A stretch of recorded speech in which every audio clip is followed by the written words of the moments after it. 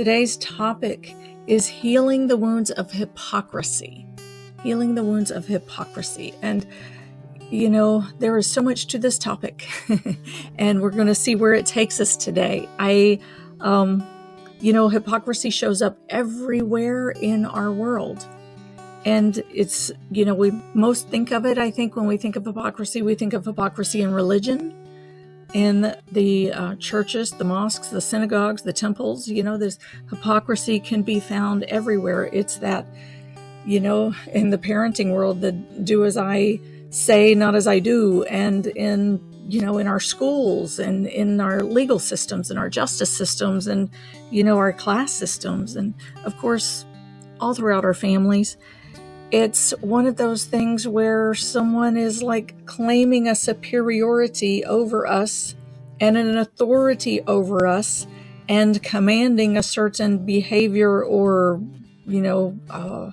a compliance, and then not following themselves, not walking their talk. So, it carries with it that sense of, there is like a communal, a tribal, if you want to be accepted here, if you want to be a good person, a right person, a this or a that. So it carries that judgment and the inclusiveness and the kind of the ultimatum of this is what you have to be if you want to be one of us. And if you're not one of us, and if this doesn't align with your inner system, in your inner compass, you're feeling like, well, wait a minute. Who am I going to be true to here? Am I going to be true to myself? Am I going to be true to my inner compass? Am I going to follow what feels like in the highest light? Or am I going to be a part of and included into this community, this family, this,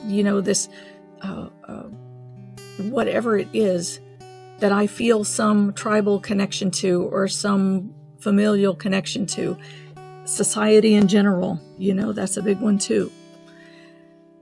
And so it really plagues us and kicks up all of our abandonment and rejection and betrayal and all of that, those issues that can hit really hard because it really hits at the place of survival. If we get kicked out of the tribe or out of the family, are we going to be able to survive? It hits at the core of, am I going to be loved? Am I going to be worthy, worthwhile, accepted? All of that. It hits at some really core places. And that's why those wounds can cut so deep.